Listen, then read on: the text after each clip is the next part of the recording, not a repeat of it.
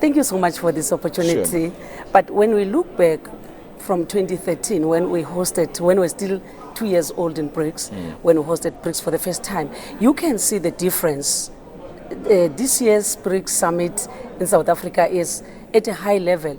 Even the people on the street, they know that there's BRICS, and they are expecting as to what is it that we are going to benefit as the country from this summit. And that shows that there is a movement, there is a moving forward, because the decisions that were reached by the leaders of the states in the past, we see the fruits today happening.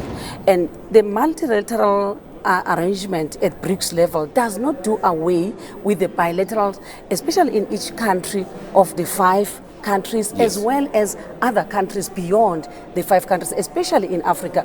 You can see even the theme, BRICS in Africa. We take South Africa as the gate to Africa.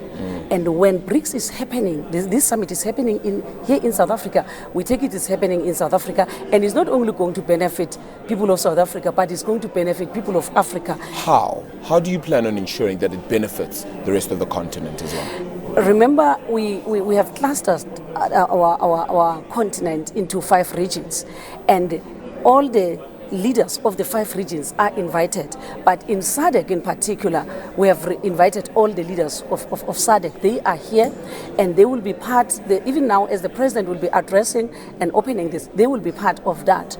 And as South Africa, there is no way where we can grow and leave other neighboring countries behind, because that will cause a problem in any country who will want to develop alone. For an example, the BRICS Bank, the National Development Yes. Bank, has assisted South Africa on the Durban port. And that port is not meant to benefit South Africa alone. It's benefiting South Africa and SADC in general.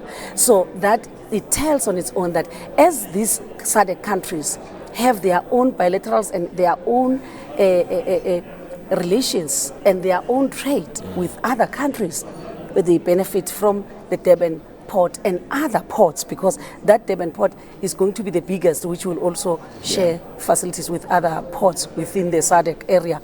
But at the same time, we want to see all countries of Africa developing as South Africa. So those collaborative movements, those contracts, those agreements as well, and the arrangements with all emerging market nations, do you believe that we're sharing and giving off that message the right way? Are we giving off the emerging market story, not necessarily just the BRICS story?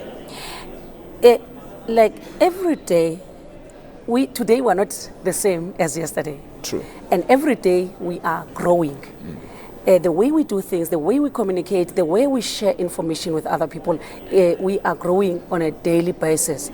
And even now, this business forum that the president is going to address now, the business people that were there in 2013 are not, the number has increased.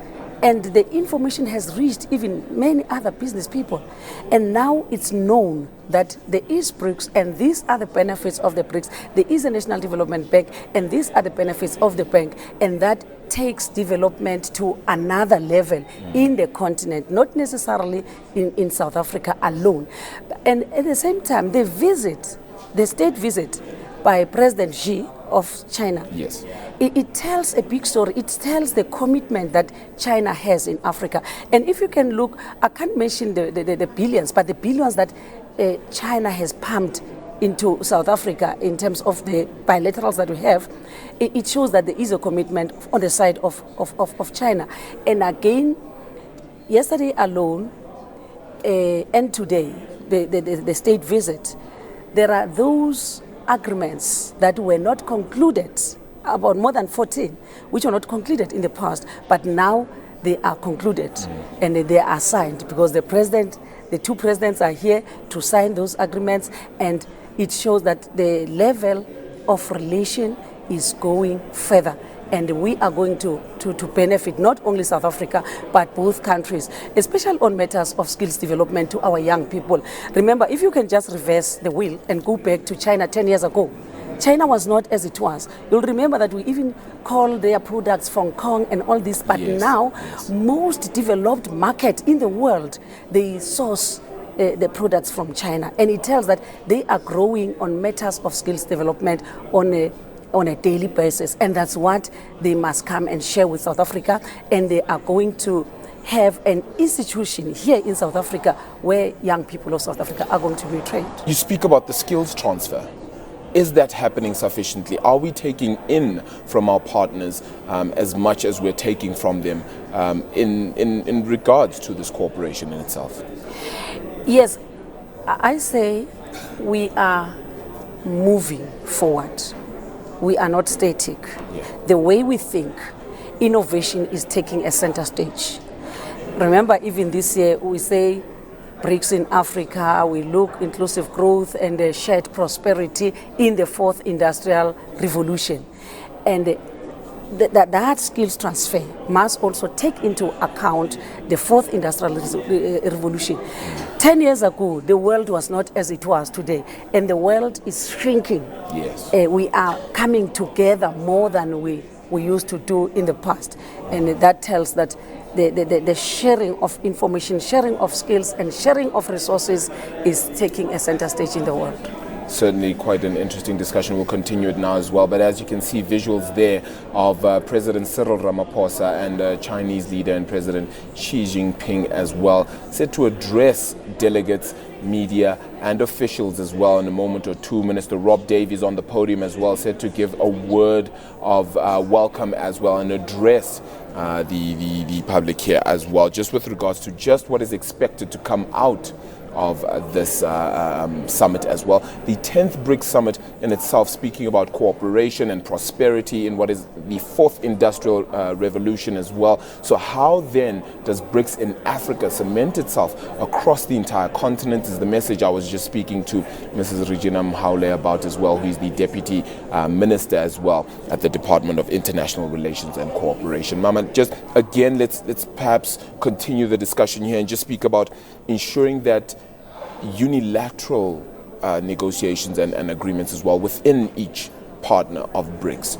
We need to strengthen those as well. We can clearly see that the relationship with China is quite strong. But is it the same with Brazil, with Russia and with India?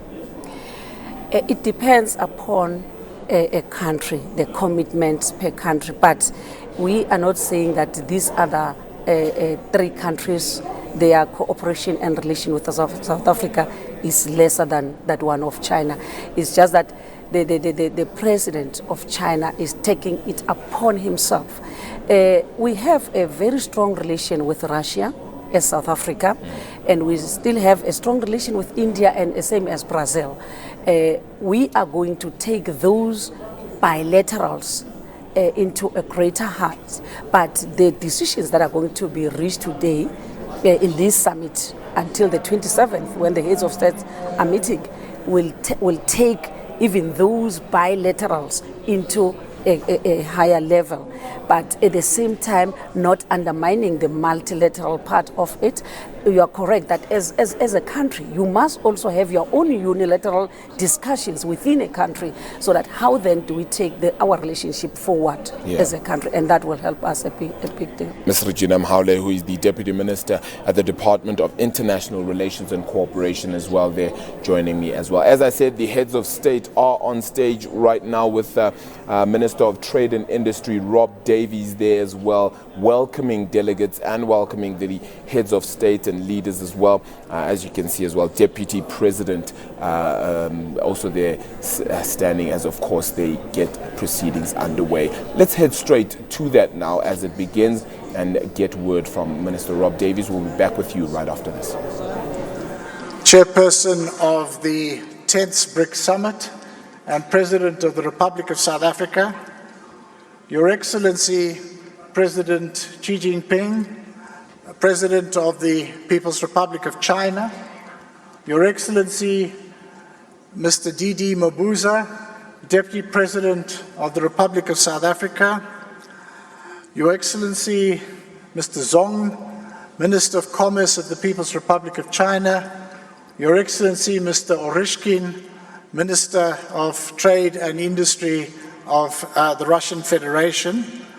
My name is Rob Davies. I'm the Minister of Trade and Industry of the Republic of South Africa, and I'm your Program Director this afternoon. It's my singular honor to welcome our esteemed heads of state and government to this important BRICS Business Forum. Tomorrow you will be receiving the consolidated report. All the heads of state will receive the consolidated report of the BRICS Business Council, which reflects the work that's been done on BRICS cooperation at the business level over the past year. My task at the moment is to give you a very brief summary of what transpired today in the BRICS Business Forum before inviting your excellencies to address this particular, what's called presidential slot in the program of the BRICS Business Forum.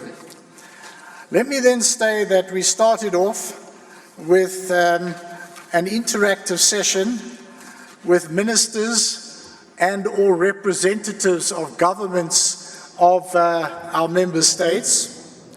And this began also with a reflection on what is it that we have achieved over the past 5 years in the area of cooperation around trade and investment relations? And some of the highlights of the achievements, I think, included the fact that we have, in addition to this engagement, which has been part of the BRICS architecture since the beginning, in addition to that, we have established the BRICS Business Council as an institution that promotes intra-business cooperation on a continuous basis throughout the year.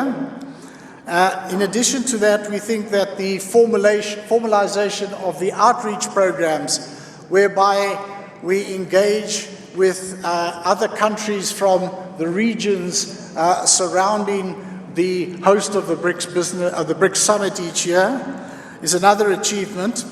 And then we have developed, I think, a number of additional sectoral engagements which are relevant in different parts of our cooperation program. But in the area of trade and investment relations, I think the two that stand out are that we now have regular meetings of industry ministers as well as now of small business ministers. And these achievements, we think, are a significant step towards deepening our cooperation in this area. We reflected on the meaning and significance of the current challenges in the global trading environment. And here, I think we reached the conclusion that the circumstances that we are confronting require us to deepen our cooperation as a defense against trends towards multilateralism and towards undermining the multilateral rules-based trading system, which all of us consider to be an important part of the trade architecture that we need to defend. We noted that intra-BRICS investment remains a relatively small part of total BRICS investment. In fact, the figure that we became aware of is it's about 6% of total BRICS foreign investment. And this, we think, points to the need to strengthen investment relations, building even on other initiatives of BRICS, such as the funding of projects through the New Development Bank. We reflected on how do we use an investment relationship to build on the objective that we all have of increasing intra-BRICS trade. And we said that we are not going to be able to simply expand intra-BRICS trade if it is structurally based on some of us are suppliers of primary products and others of us are suppliers of finished goods. That what we need to do is we need to work together to ensure that all of us are moving up value chains, all of us are becoming producers of more complex products, and that we move into the space which is in fact the biggest and growing part of international trade, trade in intermediate products. And from this, I think that some of us were putting forward a phrase that we need to be supporting investment-led trade, investment that will build productive capacity and lay a more sustainable basis for an increase of mutually beneficial trade. Then the deliberations moved into the business-to-business section, and here there were discussions in a number of work groups. The first of these was focusing on investment and industrialization. And here the discussion tended to focus on specific projects and specific ideas for deepening levels of beneficiation of products that are traded among us. And two, I think, specific examples were mentioned. One was in diamonds and the opportunity for adding value to diamonds that are produced before being exported. And the other one was in the area of citrus fruit. Those two were identified. So I think that what is being looked at project level is the identification of ways we can work together to add value to different products. There was a discussion also of BRICS countries' roles on the African continent. And here the point was made that we are all involved in the African continent in one way or another, and often we are directly competing with each other. And the sense that came out of the discussion was that there is also a possibility for us to enhance and increase the impact of our role on the African continent if we find the complementarities that can enable us to work together more effectively. One example that was mentioned was gas beneficiation projects, drawing on the gas findings that have been made by a number of countries, particularly here in Southern Africa. There was a discussion also on the fourth industrial revolution, and here I think the phrase that is often used about the fourth industrial revolution, that these technologies are going to bring about disruptive change, it led to the development of a new phrase, and that was that we need to disrupt in order to accelerate growth. Specifically, I think that there was a sense that we need to find again the complementarities and to enhance our cooperation, including in areas of skills development, education and training for the fourth industrial revolution, the rollout of electronic commerce, and that if we worked in a way actively to promote inclusivity, the technologies of the fourth industrial revolution could be a significant catalyst to growth and to advanced manufacturing. And the sense was that some of us at least are well poised to quickly make the transition from the third to the fourth industrial revolution. Issues of digital literacy and digital connectivity were also raised. Your Excellencies, that's a very brief summary of what I think were a number of rich discussions. We also emphasized the need for practical cooperation at project-to-project level, because investment in the end of the day depends on business people coming together, identifying opportunities, and working to make those opportunities a reality. With that brief report, it's now my pleasure and honor to invite President Ramaphosa to address the Business Forum. President Ramaphosa, the floor is yours.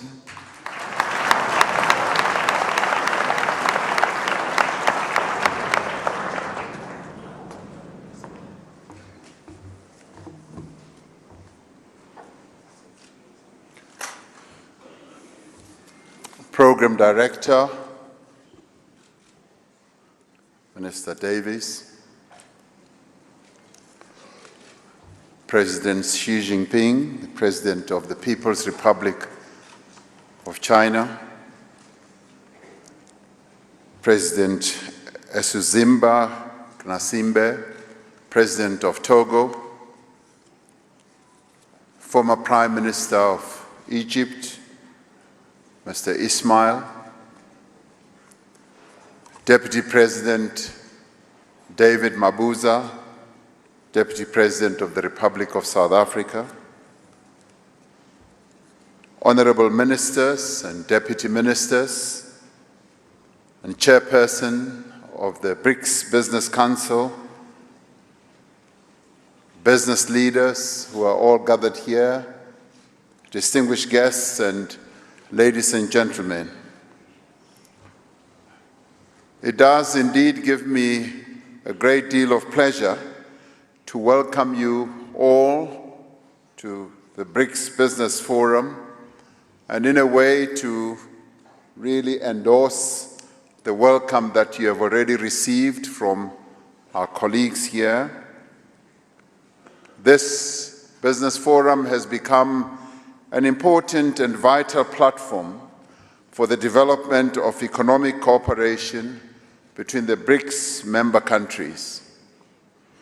We welcome you to our shores and to our country just a week after the world marked the centenary of the birth of the father of our democracy and a global icon, President Nelson Rolihlahla Mandela.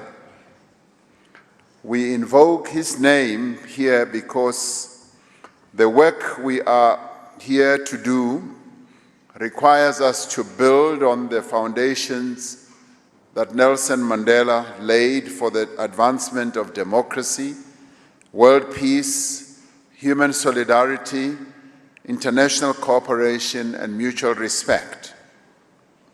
And in many ways, many of us feel like we are carrying on the work that he started. This year also marks a decade of BRICS collaboration, during which we have successfully shaped an ambitious agenda for the development that requires the great potential our countries possess for collective action. Intra-BRICS cooperation has been gaining momentum and meaning in areas such as finance, agriculture, trade, combating transnational crime, science and technology, health, education, security, and academic dialogue. One of the most important achievements, and there have been many, many achievements that we can talk about as the BRICS family, has been in the first decade of BRICS, was the establishment of the new development bank, which fills a critical gap in project funding. But the establishment of this BRICS Business Council, as Minister Davis has said, has also been an outstanding achievement. To be able to get so many business people from all the BRICS countries, including some outreach countries that we invite to the BRICS summit, is quite phenomenal. And for this, we count it as an outstanding achievement. And indeed, the other important achievement which Minister Davis also highlights is to have set up a forum of a number of countries that we call outreach countries that are part of the BRICS summit. And this year, these will also be accompanied by a number of countries in our own region who will be participating in the outreach activities. This also is an important achievement. The sectoral engagements that the BRICS Summit offers us, and which the BRICS Business Council has been able to take forward, are also something that we appreciate, because they are able to get people to engage and talk about things that really matter in the lives of our people. Since its formation, just talking about the bank has dispersed loans totaling $5.1 billion, with approvals amounting to $1.7 billion this year alone. As we enter the second decade of BRICS cooperation, we are determined to expand the bank's role in economic and social development. We are meeting here, ladies and gentlemen, at a time when the multilateral trading system is facing unprecedented challenges. We are concerned by the rise in unilateral measures that are incompatible with World Trade Organization rules, and we are worried about the impact of these measures, especially as they impact developing countries and economies. These developments call for thorough discussion on the role of trade in growing and in promoting sustainable development, particularly inclusive growth. The BRICS countries are increasingly recognized as an influential formation in reinforcing principles of transparency, inclusiveness, and compatibility within the multilateral trading system. There is also much scope to expand the value of trade between BRICS countries themselves. As a country that is primarily an exporter of commodities to its BRICS partners, South Africa supports a shift towards complementary value-added trade. Linked to the trade agenda, we need to increase investment between BRICS countries, particularly in the productive sectors of our economies. We also require a strategic roadmap regarding the opportunities presented by the Fourth Industrial Revolution and the measures required to mitigate its very disruptive effect on industry. I am pleased that these are some of the areas under discussion in this business forum. I look forward to the concrete proposals and the wisdom that will come from your deliberations. These should then be presented to the summit for consideration. Equally important are your deliberations on the BRICS Africa cooperation. As South Africa, we are determined that our engagements within BRICS and other multilateral platforms should advance the integration and development of the African continent. There is great potential for investment in Africa. In the past decade, Africa has grown at a rate of 2 to 3% points faster than the global GDP, with regional growth predicted to remain stable above 5% in 2018. This growth will be supported by increasing foreign direct investment flows, public investment in infrastructure, and higher agricultural production. In addition to this, Africa's working age population is expected to double to 1 billion people in the next 25 years. More opportunities are also going to be presented by the agreement to establish the African Continental Free Trade Area, which provides access to a market of well over 1 billion people and a combined GDP of $3 trillion. The value of this free trade area will only be fully realized through massive investment in infrastructure and skills development. And therein lies great opportunities for businesses to participate, because this presents opportunities for BRICS countries, some of whom have extensive experience in infrastructure development and are world leaders in education as well as in skills development. Distinguished guests, this business forum provides a platform to also harness the benefits of globalization and to also confront the challenges it presents, all within an ever-changing global political economy. As South Africa, we have acknowledged that to effectively deal with some of the key challenges that we face, they being poverty, unemployment, and inequality, we need to significantly increase the level of investment in our economy to lift growth as well as to create jobs for the many people in our country who are unemployed. We have embarked to address this on an investment drive that has taken us to meet with investors in various parts of the world, which will culminate in an investment conference which we will hold later this year.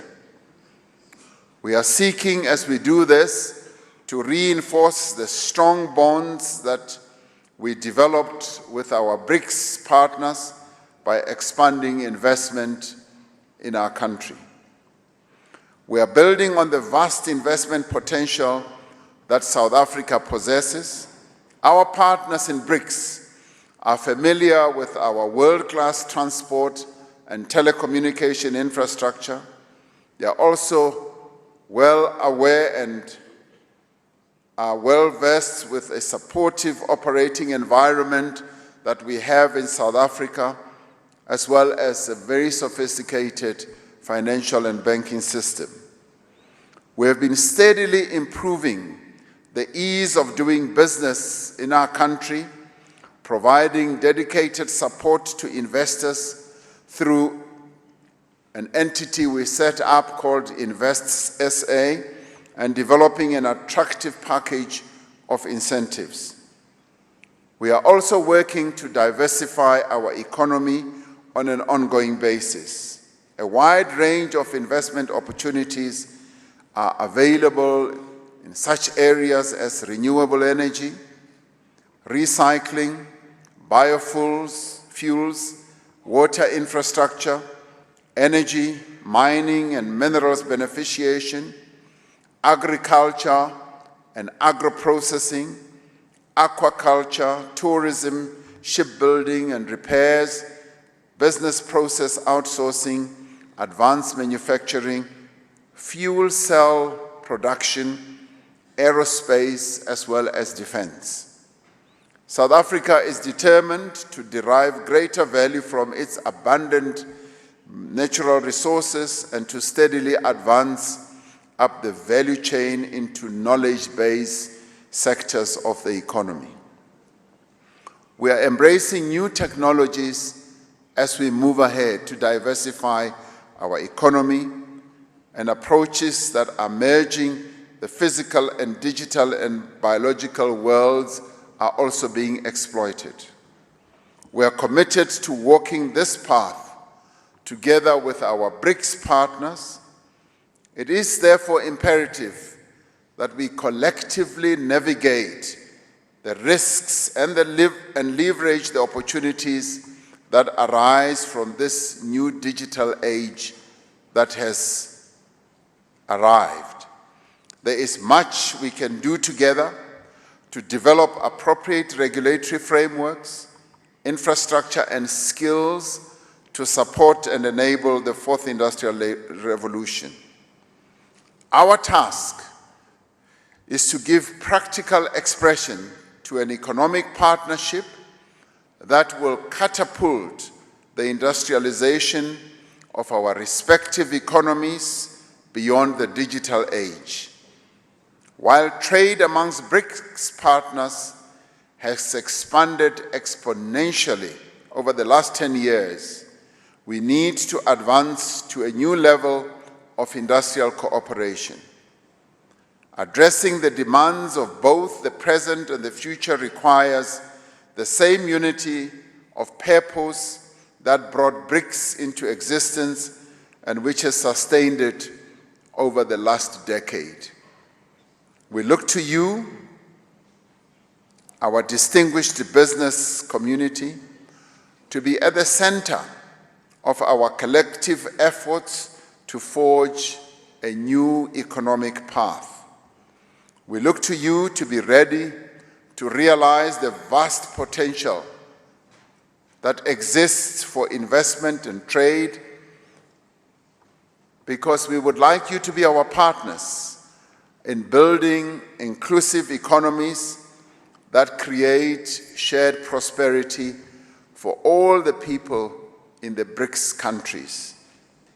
With this, I wish you every success in your deliberations, more particularly as you come up with solutions, proposals that you will put forward to the summit so that the BRICS leaders will consider your proposals and take effective decisions that will be able to propel our countries forward. I thank you for being here, and thank you very much.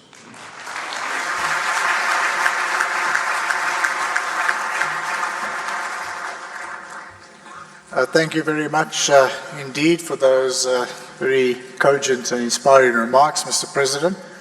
It's now my pleasure to invite His Excellency President Xi Jinping of the People's Republic of China to address the Business Forum.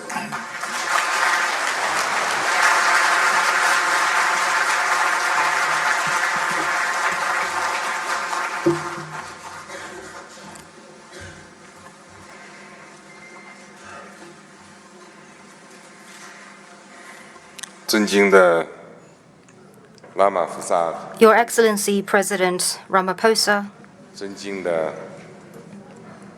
多哥总统， Your Excellency Faure, President of Togo, 尊敬的马布扎副总统， Your Excellency Vice President Mabuza, 各位部长， Ministers, 各位工商界的朋友， friends from the business community, ladies and gentlemen, friends, 下午好。 good afternoon.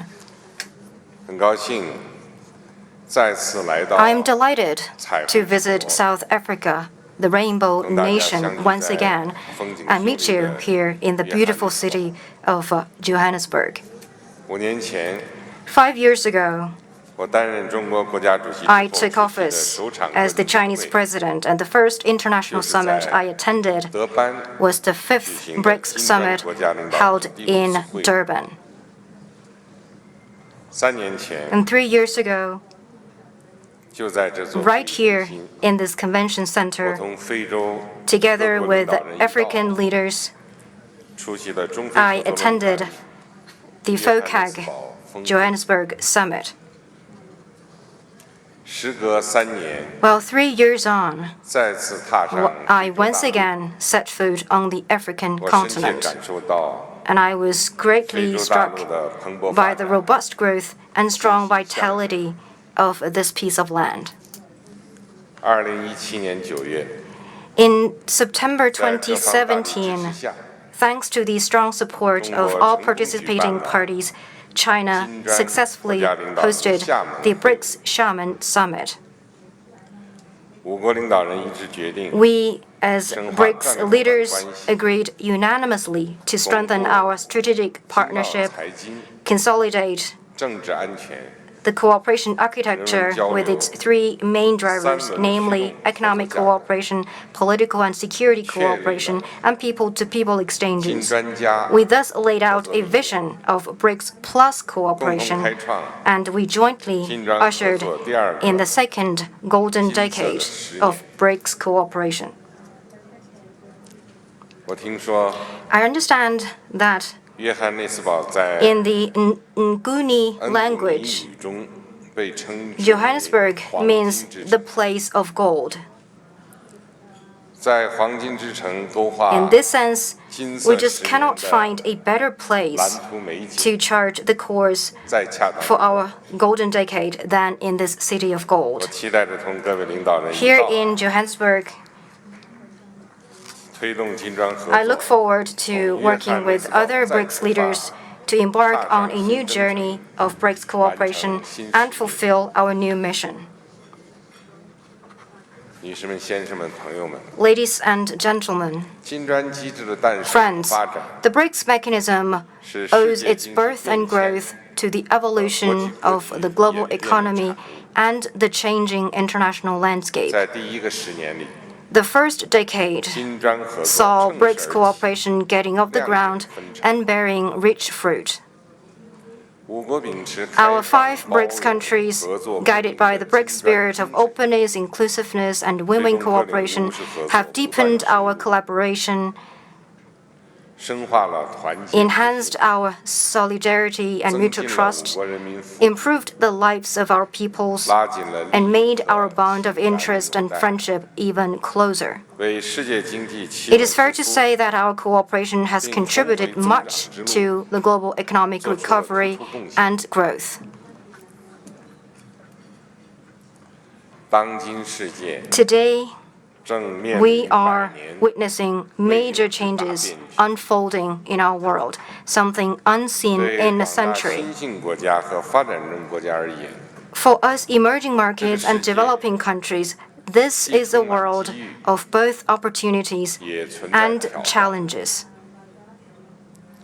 我们要在国际格局 We 演 should 变的 put 历史 the 基础 pursuit 上 of BRICS cooperation 运筹 in 金 the 砖合作 historical process of global 在世界 transformation, 发展和金 and 砖 we 国家 should 共 put 同 the 发展的历史 development 进程 of our 中 own countries in the historical course of promoting common development of BRICS countries 在金色 and 10年 other 实 countries 现 in the world, thus making new advances in the next golden decade. 未来10年 The next decade will be a crucial one 新 in 旧 which new 动能 global 转 growth 换的 drivers will take the place of old ones. 人工智能 A new round of revolution and transformation in science, technology, and industries, featuring artificial intelligence, big data, quantum information, and biotechnology, are gaining momentum. 催生大 They are 量新 giving 产业 birth to a large number of new industries and business forms and models, 给全球发 and 展 they 和人 will 类生产生 fundamentally 活 change 带来了 global 翻天覆 development 地的变 and 化。 people's work and lives. 我们要抓住 We 这个 must 大 seize this important opportunity 推动新兴 to 市场 enable 国家 emerging markets 和发展 and 中国 developing 家 countries 实现 to 跨越式 achieve 发展。 leapfrog development. 未来10年 The next 将 decade 是国际格局 will 和力 see 量对比 faster changes in the international landscape and the international alignment of forces. 新兴市场国家 Emerging 和发 markets 展 and 中国 developing 家 countries 对世界经 already 济增长的 contribute 贡献力 80% 已经达到 of global 80%。 economic growth. 按汇率法计算， Based on exchange 这些 rate 国家的经济 calculation, 总量 these countries 占世界的 account 比 for 重接近40%。 nearly 40% of the global economic output. 保持现在的发展速度， Growing at the current 10年 rate, 后 these 将 countries 接近世界 will 总 see 量 their 一半。 economic output approach half of the global total in a decade. 新兴市场国家和发展 The 中国 collective 家 rise of emerging markets and developing countries is unstoppable 将使全球发展 and 的 will 版 make 图 global development 更加全 more 面 balanced, 均衡， and 使 it 世 will 界 make 和平的基 global 础 peace 更为坚实 more 稳固。 firmly based. 未来10年 The next decade 将是全球 will 治理 see 体 a 系 profound reshaping of the global 重塑的 governance system. 世界多极化 The world is moving 经济 toward 全球化 multipolarity 在曲折 and 中 greater 前行 economic globalization 地 amid 缘政治 setbacks. 热点 Geopolitical hotspots keep emerging, 恐怖主义 and the dark shadow of terrorism and armed conflicts still haunts us. 单边主义 Unilateralism 保护 and 主义 protectionism are mounting, 多边主义和多边贸 dealing 易 a 体制 severe blow 受到 to 严重冲击 multilateralism and the multilateral trading 要 regime. 合作还是要对立？ We are facing a choice between cooperation and confrontation, between opening up and closed-door policy, and between mutual benefit and a beggar-thy-neighbor approach. The international community has again reached a new crossroads.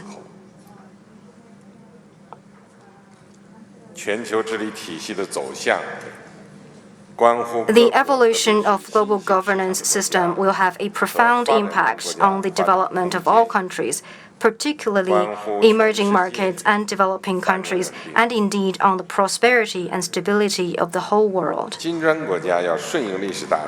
BRICS countries should keep abreast of the historical trend, seize development opportunities, jointly meet challenges, and play a constructive role in building a new type of international relations and a community with a shared future for mankind.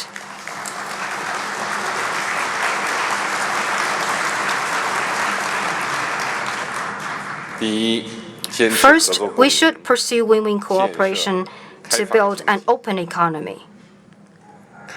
Openness and cooperation, they are the sure way to achieve progress in science and technology and growth of productivity. A trade war should be rejected because there will be no winner.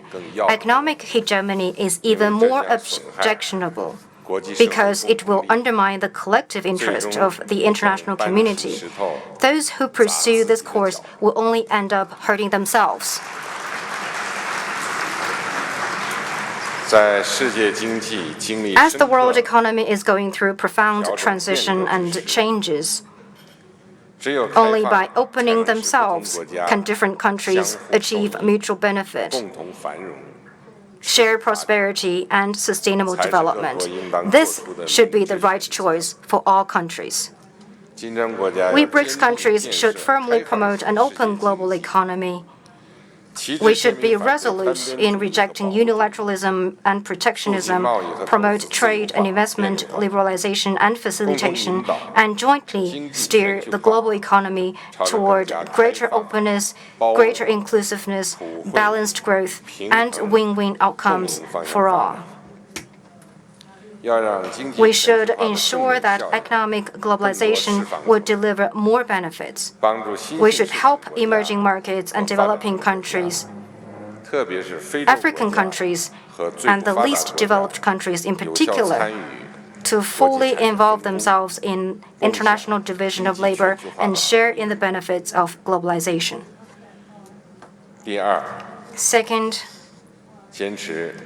we should pursue innovation and seize development opportunities. Science and technology are the primary production forces, and they have provided inexhaustible power, driving the progress of human civilization. Humanity has made giant leaps forward as it progressed from an agricultural civilization to an industrial civilization, a process which created both huge gains in social productivity and growing pains. The world today has once again reached a critical historic juncture. In the unfolding new round of scientific and technological revolution and industrial transformation, new things will inevitably emerge and take the place of old ones.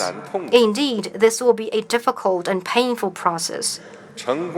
But if countries succeed in seizing opportunities that have presented themselves, they will be able to achieve new dynamic growth and deliver better lives to the people. In the face of new opportunities brought by new science and technology, every country has an equal right to development.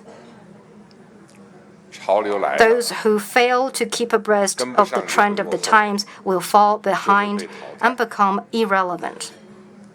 What we can and should do is to seize opportunities, increase input in innovation, focus on new areas of growth, and replace old drivers with new ones. We should endeavor to advance structural reform, remove all institutional barriers to innovation, and fully unlock innovation potential and energize the market. We should develop a global perspective, boost international exchanges and cooperation in innovation, fully leverage each other's comparative strengths and resource endowment so as to enable more countries and people to benefit from scientific and technological advances.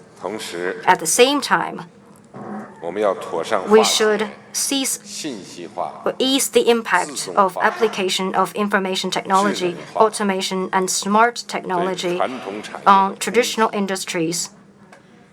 And we should create new job opportunities in the process of fostering new industries.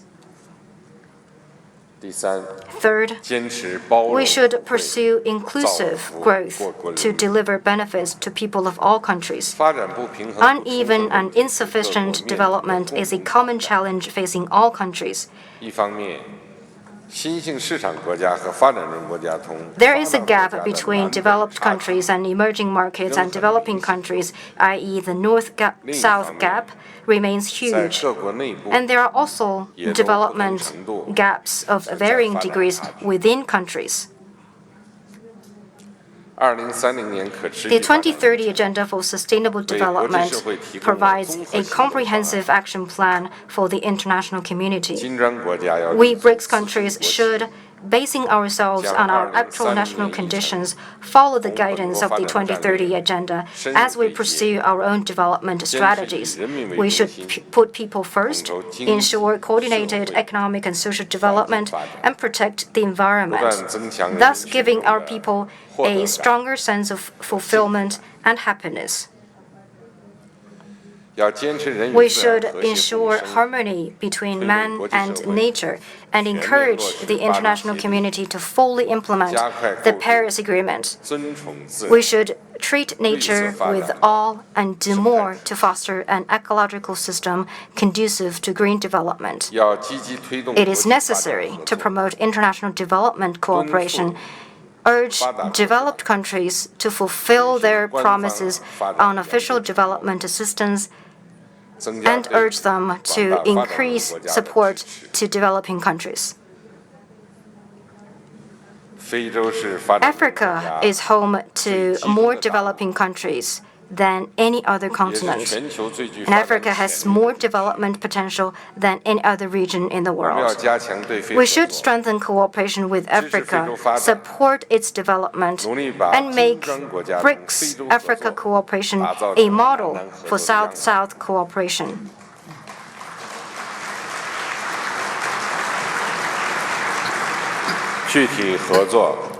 We should actively carry out cooperation with African countries in such areas as poverty reduction, food security, innovation, infrastructure development, and industrialization in a way compatible with their national conditions. We should help African countries develop their economic structure, contribute to the implementation of Agenda 2063 of the African Union, and thus enable Africa, an ancient continent, to gain strong vitality.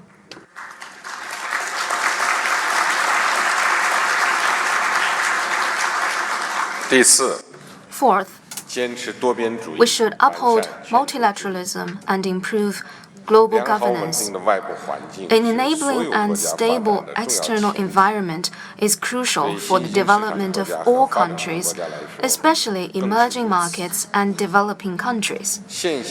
Obviously, the current international order is not a perfect one. But as long as it is rule-based, aims to be equitable, and pursues win-win outcomes as its goal, such an international order should not be discarded as one pleases, still less should it be dismantled and restructured. We BRICS countries must uphold multilateralism. We should urge all parties to fully observe collectively adopted international rules, and we should treat all countries as equals, regardless of their size, address issues that matter to all through consultation, and oppose hegemony and power politics. We should promote common, comprehensive, cooperative, and sustainable security, get actively involved in mediation efforts for resolving geopolitical hotspot issues. It is important for us to firmly support the multilateral trading regime, advance global economic governance reform, and increase the representation and voice of emerging markets and developing countries. When new rules are made on such issues as innovation, trade and investment, and intellectual property protection, or on new frontiers, including cyberspace, outer space, or the polar regions, we should make sure that the views of emerging markets and developing countries are heeded, their interests and demands are taken into consideration, and there are sufficient opportunities for their development. Ladies and gentlemen, friends, this year marks the 40th anniversary of China's reform and opening up. Success only comes through hard work. During the past 40 years, China has come a long way. With strenuous efforts, China has blazed the path of building socialism with distinctive Chinese features.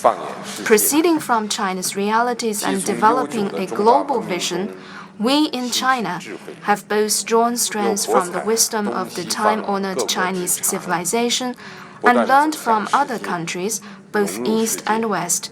We have embraced the world and integrated our country fully into it.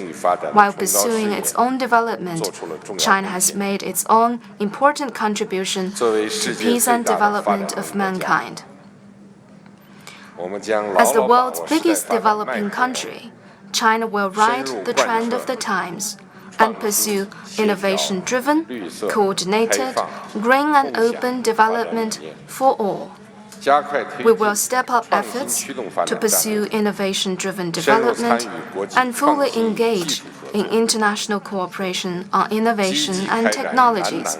We will take an active part in South-South cooperation to foster greater opportunities for common development of emerging markets and developing countries. China will continue to develop itself with its door wide open. At the annual conference of the Boao Forum for Asia, held last April, I announced a number of new initiatives to open China further, and these initiatives are being speedily pursued.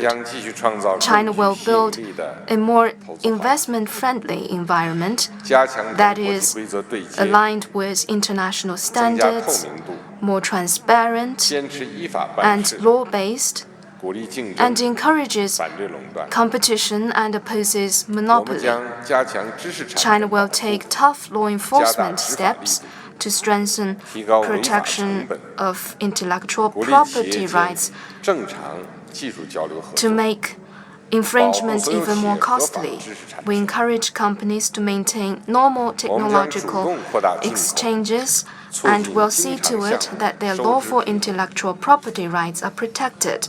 China will also increase imports to promote balance of payment under the current account. China will host the first China International Import Expo in Shanghai this November, a major move to firmly support trade liberalization and open its market. The expo will serve as a new platform for the world to access the Chinese market. By now, over 130 countries and regions and more than 2,800 companies have confirmed participation, and over 150,000 buyers in and outside China are expected to attend this fair. I welcome business leaders from other BRICS and African countries to attend the expo.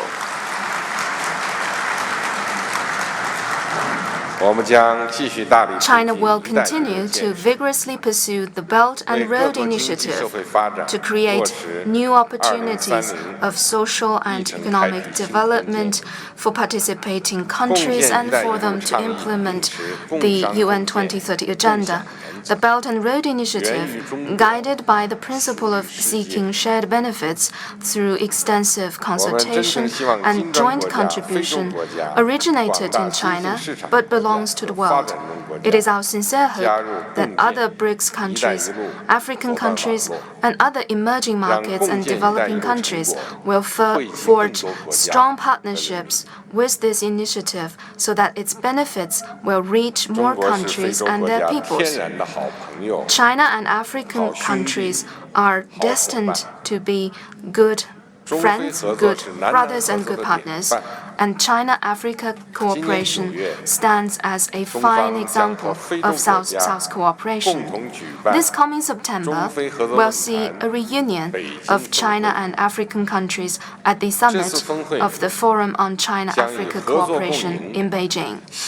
Themed on China and Africa toward an even stronger community with a shared future through win-win cooperation, the Beijing summit aims to enhance complementarity between China-Africa joint efforts to pursue the Belt and Road Initiative, the 2030 Agenda and the 2063 Agenda on the one hand, and the development strategies of African countries on the other. This will enable China and Africa to pursue high-quality and high-standard cooperation for mutual benefit and common development. Ladies and gentlemen, friends, business cooperation is the most important and fruitful aspect of BRICS cooperation. Thanks to our joint efforts, new advances have been made in this cooperation this year. We BRICS countries will forge a partnership on the new industrial revolution, which involves more coordination of macroeconomic policies, closer cooperation on innovation and industrialization, and joint efforts to accelerate economic upgrading and the replacement of growth drivers. Our 5 BRICS countries have also made good progress in cooperation on trade facilitation, service trade, e-commerce, intellectual property rights, and in other fields. These steps will enable us to seize opportunities and meet challenges in a changing world and enrich the BRICS economic partnership strategy. The business community is the mainstay of BRICS economic cooperation and a dynamic force driving it. As business leaders, you have a great role to play in shaping the second golden decade of BRICS cooperation. I hope that you will fully leverage your strengths to enhance win-win cooperation for common development between our 5 countries. As business leaders, you should take bold steps to explore new ground in pursuing reform and innovation. And working together, you can surely open up new horizons for the development of our 5 countries and other emerging markets and developing countries. I also hope you will keep in mind the needs of the people and pursue both economic and social returns so as to increase public support for BRICS cooperation. Ladies and gentlemen, friends, this year marks the centenary of the birth of Nelson Mandela. Let me quote one of his famous sayings. After climbing a great hill, one only finds that there are many more hills to climb. Indeed, the history of BRICS cooperation is a journey of our 5 countries climbing great hills only to reach new heights. I am convinced that when our 5 countries forge ahead together, we will scale new peaks, reach new heights, and we will be able to make even greater contribution to peace and development of mankind. Thank you.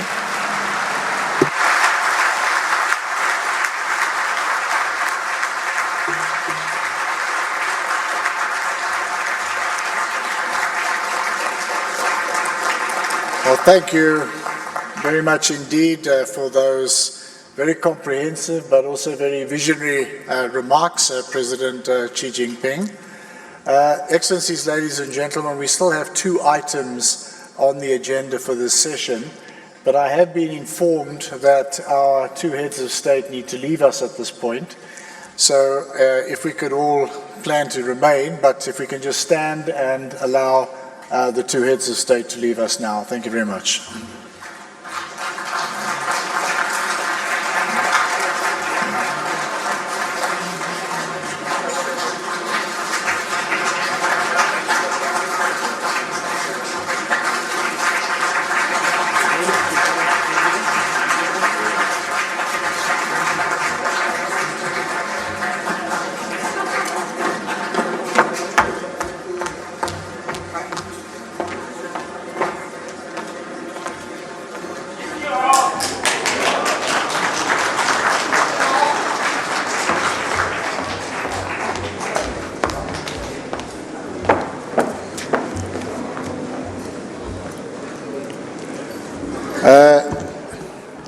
Ladies and gentlemen, can we resume our seats so we can continue with the remaining 2 items in our program?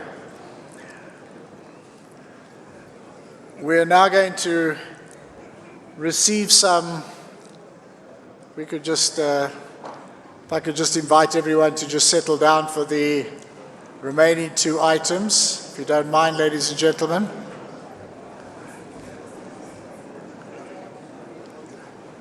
We're now going to receive some remarks on behalf of the Russian Federation, and those remarks will be delivered by my colleague, Mr. Maxim Orishkin, who is the, actually I got it wrong before, the Minister of the Economy of the Russian Federation, Minister Orishkin.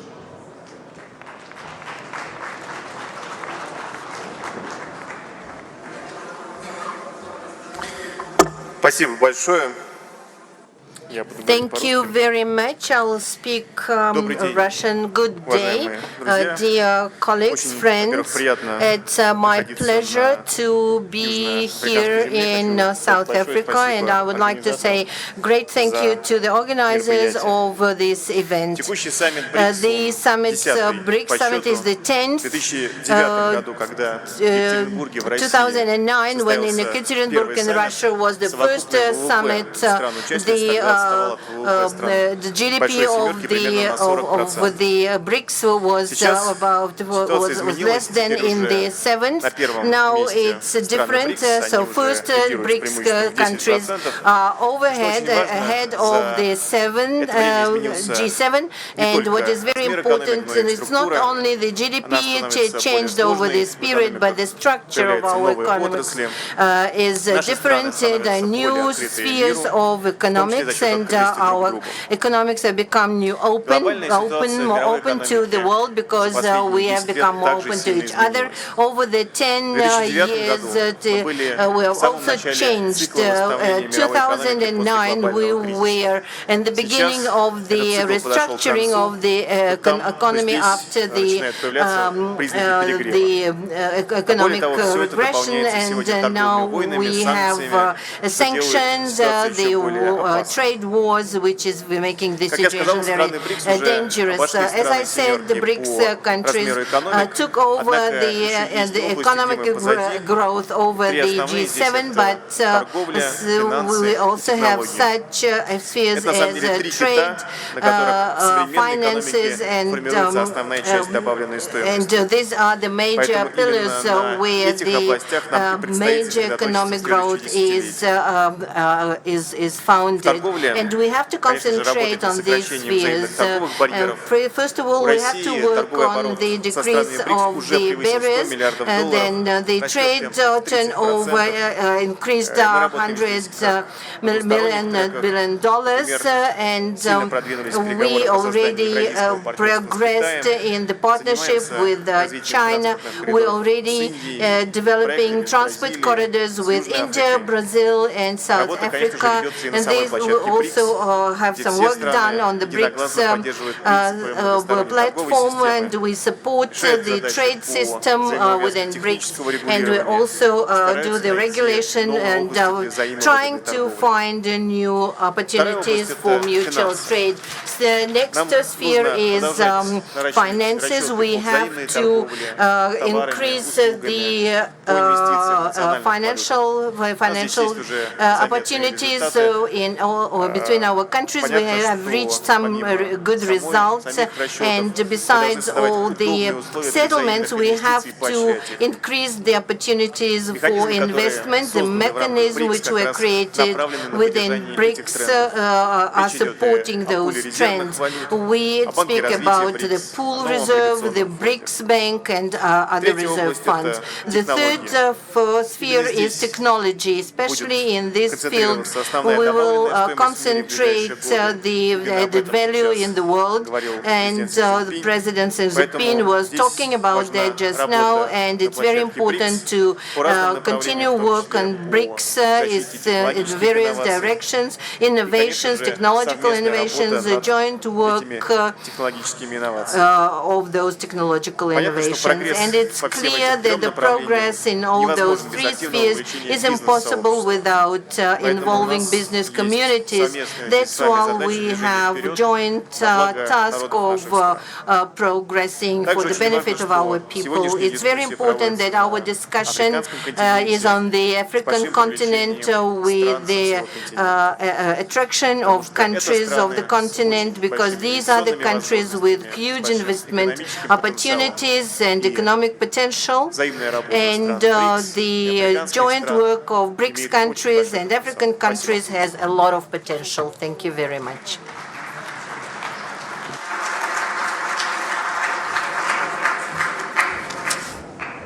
Minister Orishkin, spasiba.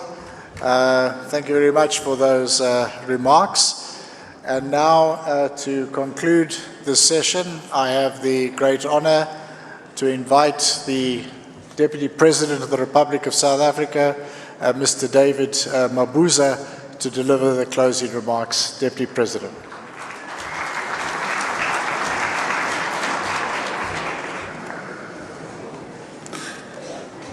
Thank you, Program Director, Minister Rob. It's an honor for me to present the concluding remarks on this occasion of the BRICS Business Forum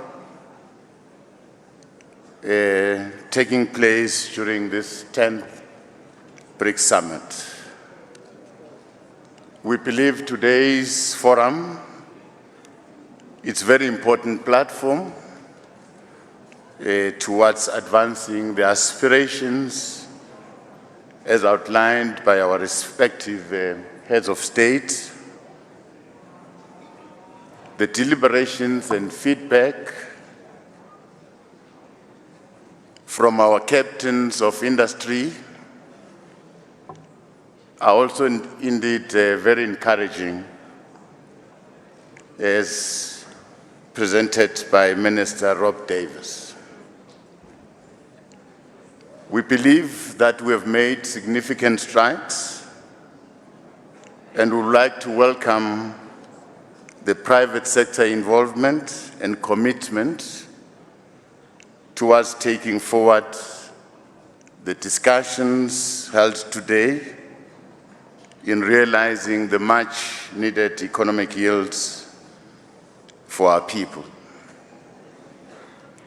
We believe the private sector has a role to play in executing and driving the vitals mentioned by our principles. Additionally, we urge you to actively participate and provide the necessary impetus to the following program of action, including assisting private institutions and agencies of public interest to engage and set up joint projects in BRIC countries and on the continent. Actively participating in exhibitions and trade fairs, fostering awareness of our people, facilitating the flows of foreign direct investment towards ensuring the elimination of the triple challenges of unemployment, poverty, and inequality. Cooperation in advancing value-added trade amongst the BRIC countries based on respective comparative advantages. As we conclude this forum, allow me to thank our heads of state and speakers from their respective valuable inputs, which I'm sure will provide us with the necessary course towards economic emancipation. In addition, allow me the opportunity to extend our gratitude to the private sector representatives from the respective BRIC countries, as well as our outreach partners, for participating in this key engagement. Further to this, we welcome the pragmatic measures proffered by our business representative towards ensuring that our relations are not only strengthened, but set on a path that will ensure mutual development in advancement of our economic goals, that will see our future instilling hope and peace, economic prosperity for our people. Thank you very much for your participation. Thank you.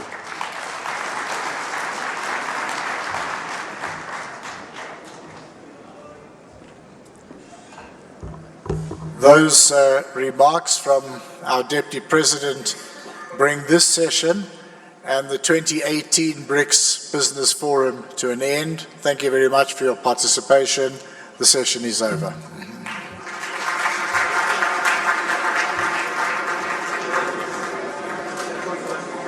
I wanna be there when the people start to turn it around, when they triumph over poverty.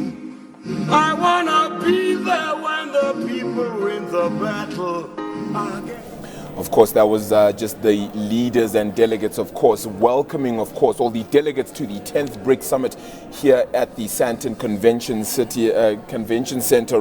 President Cyril Ramaphosa really highlighting the theme, of course, which is BRICS in Africa, collaboration for inclusive growth and prosperity in the fourth industrial revolution. Of course, speaking about how governments need to perhaps come together in order to enhance the cooperation. South Africa needs to become at the forefront as well of the development agenda, ensuring that infrastructure in itself is highly developed. And of course, we saw quite a lot of infrastructure investment being put into South Africa in place. A lot of commitments being set out as well by Xi Jinping with regards to just how much China's economy is expected to put together as well. I'm joined as well here by Martin Davies, who is Head of Emerging Markets and Africa, Managing Director for Emerging Markets and Africa at Deloitte.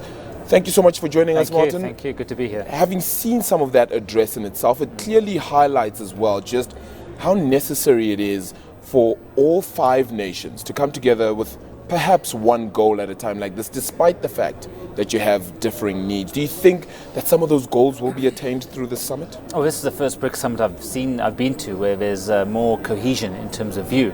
And for better or for worse, this has come about through an errant unilateral trade policy from Donald Trump Republican administration in the US. We now have a binding sort of agreement, or principles at least, that we're all pro-globalization. I think the debate has been sort of, is globalization fueling inequality? Yes. But all of the, slightly ironically, all BRICS countries here are very pro-globalization. If we think back to the early 90s, all our respective countries, South Africa in 1994, we became reintegrated in the global economy. Russia post 1991, after the Soviet Union disintegrated. India's reform drive from 1991, and China's real reform drive from 1992. So we all embraced the global economy in the early 90s, and undoubtedly it's improved our people's livelihoods significantly in all our countries since that time. So it's something to defend. Clearly, it's not just helping our countries alone, though. You have the likes of Namibia, Gabon, Angola, Senegal, Uganda, Togo, and more significantly, Rwanda, who have been highlighted, of course, as participant countries, especially to the BRICS Africa outreach session in itself. The significance of Rwanda, I think, is quite significant there. But what do you make of that partnership? Xi Jinping went there, Narendra Modi went there as well. Yes, yeah. Look, I think it's two things. Firstly, at a sort of a BRICS macro level, does BRICS as an institution, as an aspirant institution, deepen or does it widen? Yeah. So it's sort of BRICS plus, and the plus largely, as you allude to, is African countries.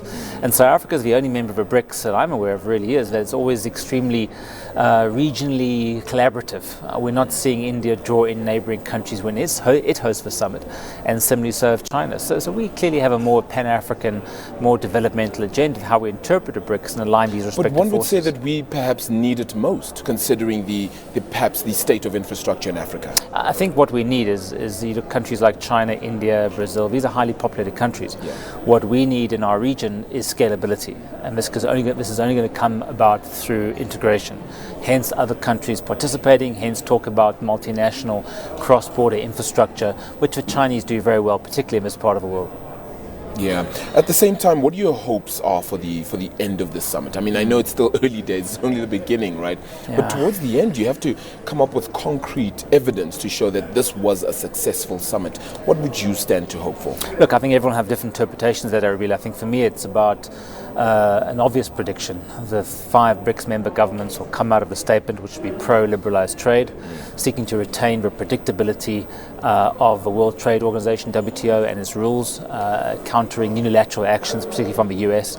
I think other points, maybe looking forward slightly, one thing that's slightly disappointing for me is the engagement, especially between South Africa and China within the BRICS and bilaterally, has always been state-owned enterprises engaging state-owned enterprises. And that really hasn't come off too well, particularly in our context. I want to see private capital from China, from South Africa, engaging each other. That's largely absent to an extent here at the BRICS Summit. As we go forward, the best indicator, I think, of confidence in our own economy and African economies will be less state-directed capital, which is relatively easy, particularly from China through its policy banks, state-owned banks. But a real indicator of confidence is going to be private capital, different perceptions of risk, and so-called new economy out of China. Yeah. And in our case, it's South African A-team, corporate SA, gaining arguably more traction, more preferential market access negotiated by our government into the Chinese market amongst other places. That's what I want to see happen go forward. Yeah. Do you see them taking that mantle though? Because the issue then becomes that you take all those factors and you say to yourselves, we need CEOs, we need corporate South Africa, but business confidence in South Africa in itself is just very low. So how do we expect even other corporates to then, bulk Very up true. and come into South Africa? So we need to sort ourselves out first. Correct. The more we often talk about our geopolitical collaborators, or even in this case, geoeconomic competitors, the more we talk about ourselves. And if we're not investing in our own economy, how can we expect outsiders to? I think one of them may be intangible from a BRICS summit, and something which South Africa is not done particularly too well, is around sort of peer pressure to getting high economic growth rates. These countries were initially selected because of their long-term growth outlook trajectories. Think 5, 6, 7% plus. We have clearly underperformed. What's the intangible learnings, peer-to-peer learnings, if you will, or developmental models? How do we drive, which we desperately need in this country, a 5, 6, 7% growth rate such as the Indians, such as the Chinese. This doesn't apply so much to Brazil, Russia, but certainly applies to the more Far Eastern members of BRICS, amongst other economies as well. Yeah. One of the main things will be regulation, ensuring that we open ourselves up to whether it be investment, whether it be a sense of incoming business from anywhere. Do you think we're perhaps stepping up to being in the right direction and ensuring that regulation moves quick enough to allow for those processes? It's early days. We need a proactive state, and as you allude to, we need an agile state to create necessary policies, environments to attract investment, FDI, but most importantly is confidence. How does that come about? It doesn't come about through slow incremental change. It comes about, I think in our case, which is necessary, shock therapy. And we have not yet seen that. I think also we saw the reporting yesterday and this morning around the headline figures of loans committed by Chinese policy banks into South Africa, and we get very excited about the figures. This is a country that does not lack capital. We have very deep capital markets in South Africa. What we lack arguably is intellectual property. The more important question is not so much how much money we receive from wherever it may be, but how do we motivate and attract the intellectual property that comes naturally with the capital and embed that into our own domestic economy. I think that sets a very good foundation for long-term sustainable growth and development. Yeah. But we did see some people seeing a silver lining in South Africa's economy, wouldn't you say? I mean, China investing as much as it did and committing to invest as much as it did yesterday surely tells you a different story about South Africa's economy that perhaps we aren't seeing, or am I also seeing it wrong in that sense? Well, this is not so much FDI as it was loans to Transnet and Eskom. So if those loans are later converted into equity, that would ultimately be privatization by stealth. True. Interesting play. Yeah. So let's think about how do we align structural reform.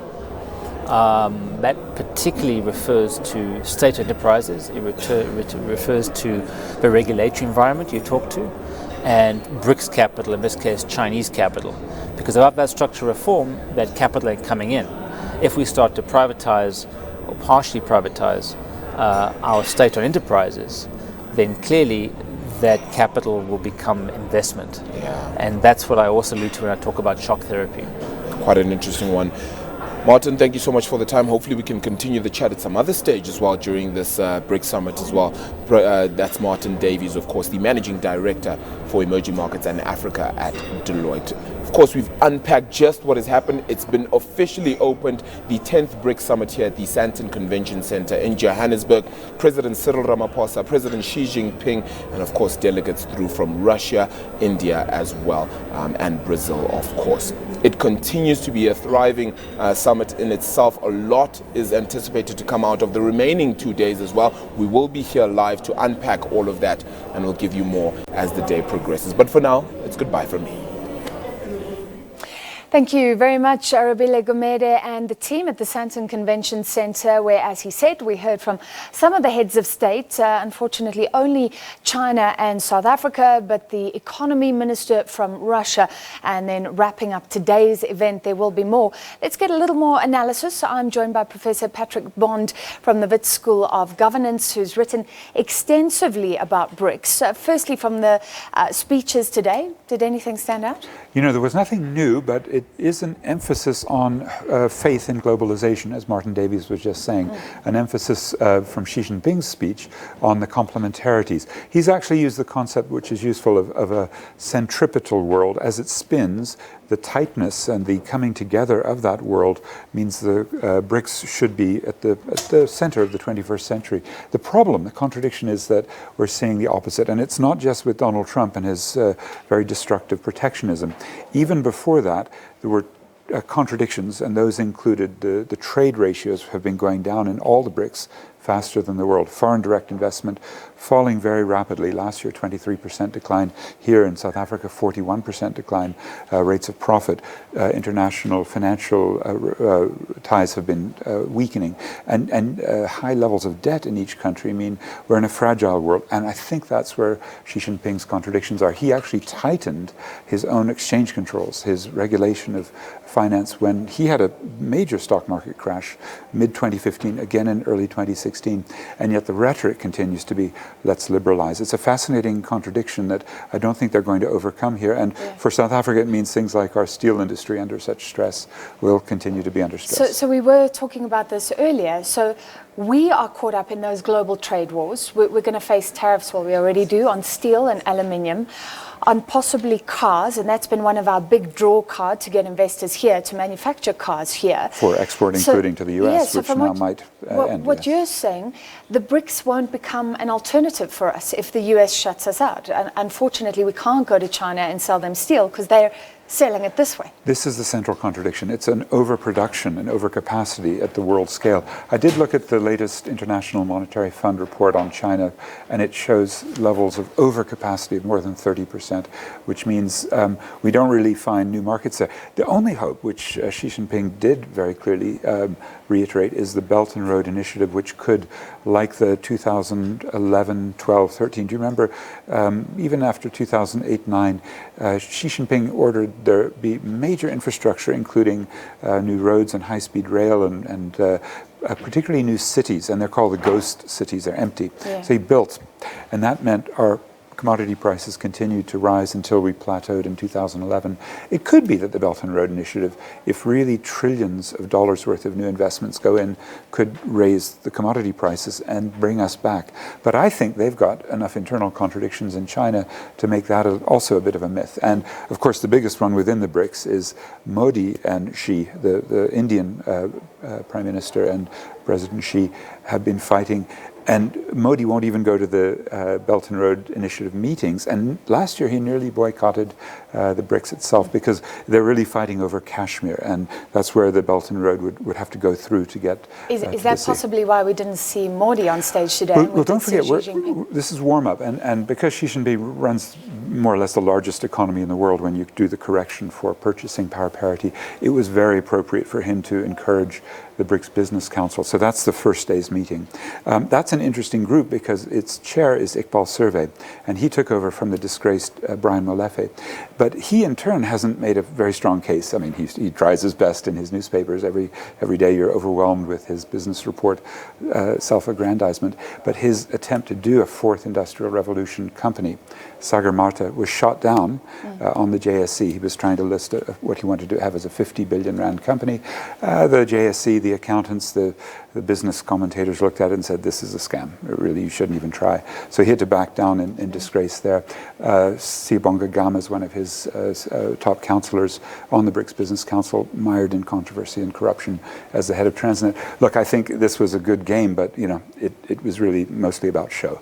So you've raised two issues. I want to look at the fourth industrial revolution and innovation, but on China sort of being a market for other BRICS developing nations. We need that market. There's this huge expo towards the end of the year, and it's very interesting, and he is saying that's open to the world.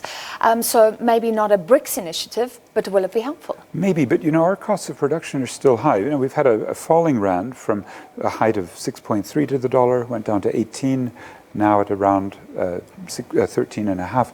But it isn't low enough to make us competitive for manufacturing exports, aside from our standard base metals, and we're exporting a lot of coal, iron ore, some platinum and gold. But I think that failure would require us, the failure to continue to export successfully. We're now in a trade deficit after being in surplus last year. Maybe encourage a rethink. Maybe we should do what China's been doing, which is less emphasis on trade, more on internal development, on making backward-forward linkages inside. We use the word beneficiation, but I think more generally, should we not maybe produce cars, we are producing cars, more shoes and clothing and textiles and appliances and furniture.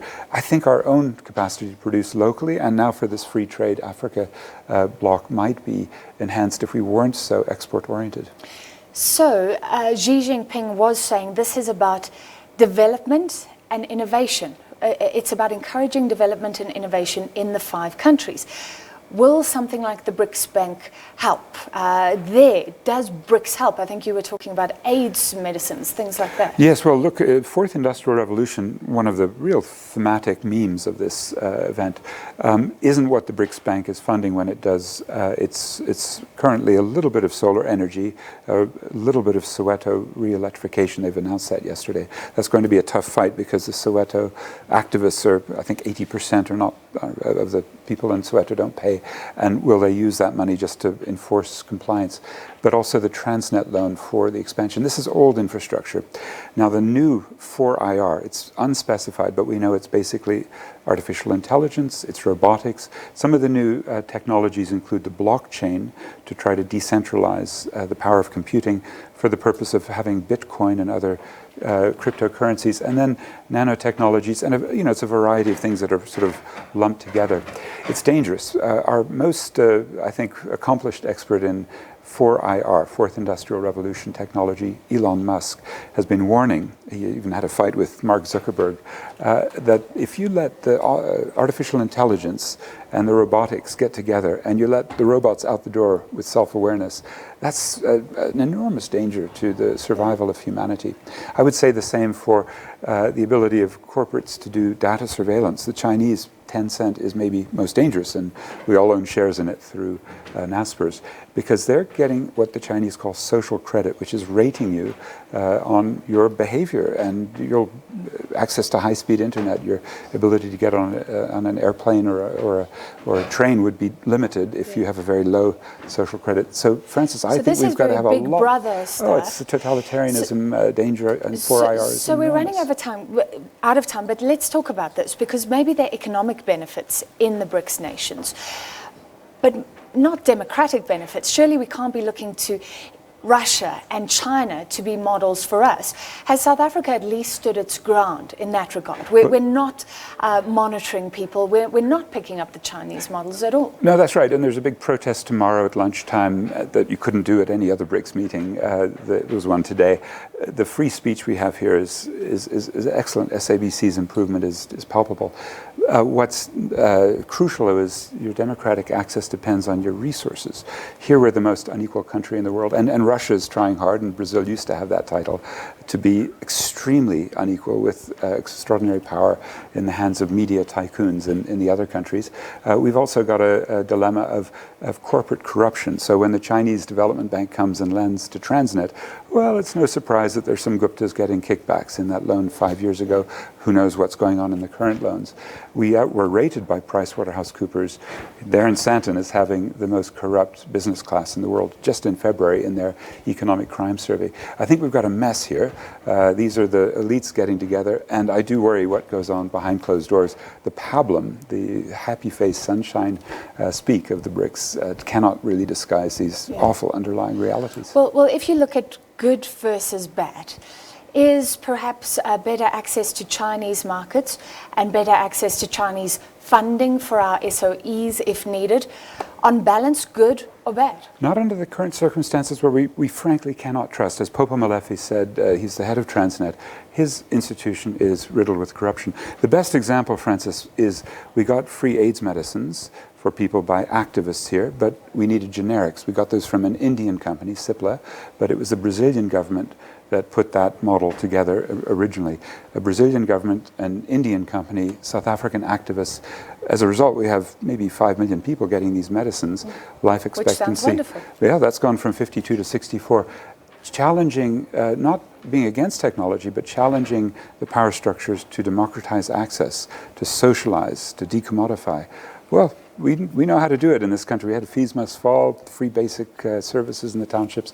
Will the activists out there pay their attention to the BRICS?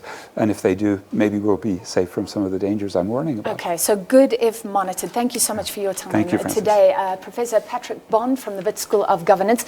And thank you for being with us. We gave you a special broadcast looking at the 10th Annual BRICS Summit today. Our normal programming continues, and I'll be back with you at 6. We take a short break. Alicia with you in the meantime.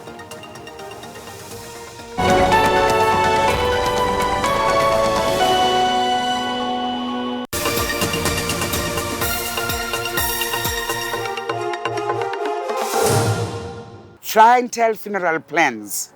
It's your final gift of love. I chose the clientele funeral plan because it's affordable and suits my budget. I chose clientele because they are an original. They've been around for a long time, and I know within my family are in good hands.